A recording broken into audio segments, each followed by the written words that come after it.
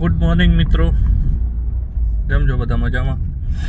હું ફરીથી once again coming to the plugs. જો આપણે છે ને 7:15 વાગે રિટર્ન થઈ ગયા જ ઘરે. ધંધો બંધો થઈ ગયો જ સારો.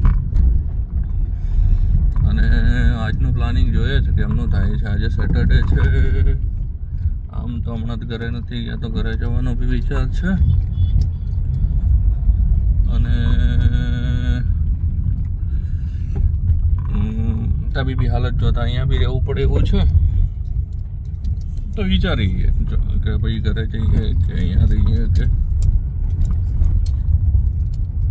અને આવી રીતે જિંદગી ચાલી જાય છે હમણાં તો.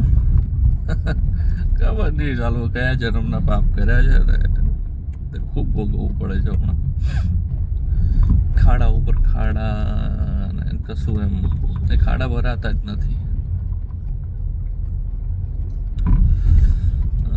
તમે બધા પ્રાર્થના કરજો ભગવાનને કે એક દિવસ એવો આવે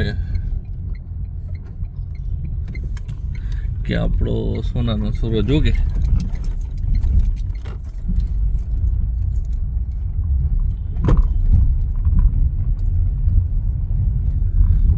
બાકી તો બધું ચાલ્યું જાય છે. દરેકના જિંદગીમાં પ્લસ માઇનસ રહેતા હોય છે, એમ આપણી જિંદગીમાં બી છે. પણ આમ ભગવાને થોડી સારી જિંદગી આપી છે, વ્યવસ્થિત છે કે ભાઈ તમે એક રેપ્યુટેડ કંપનીમાં જોબ કરતા હો, તમારી ઇન્કમ સારી હોય, તમે સાઈડ ઇન્કમ બી કરી લેતા હોય.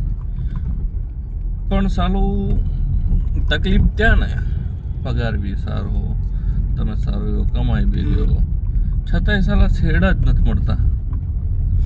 અને એનું કારણ કદાચ એવું હશે કે મારા જિંદગીના પાછળના 2 વર્ષ મેં એવા લોકોને લૂંટ્યા છે, હું એવું માનું છું કે જેની કોઈ સીમા નથી ને. એટલે આજે મારે એમ રૂપિયા માટે ભાગવું પડે છે. ગરીબ માણસોને બને ને ત્યાં સુધી મિત્રો મદદ કરજો, પણ એમને લૂંટતા નહીં કોઈ દિવસ. તમારી જોડે મોકો હોય, તમારી જોડે પદ પ્રતિષ્ઠા હોય, તમારા કહેવાથી ક્યાંક કામ થઈ જતું હોય ને, તો કદાચ કહેવાથી કામ થઈ ગયું હોય તો મફતમાં કરી લેજો. પણ એની હેબિટ ના પાડતા. જો હેબિટ પડી જશે તમારા કહેવાથી અહીંયા કામ થઈ જાય છે, તો મને એક લાલચ ચાકશે. એ લાલચ સાલી છે ને ગંદા નર્કમાં લઈ જાય છે માણસને. આ મારો એક્સપિરિયન્સ છે. એજ ઓફ 30 હું અત્યારે છું અને મારી જિંદગીમાં ઘણા ઉતાર ચઢાવ મેં જોઈ લીધા છે. ચાલો જિંદગી તો એમ ખૂબ up downs. That mean not even money, but ઘણી બધી બાબતોમાં દરેકની જિંદગીમાં રહેતા હોય છે.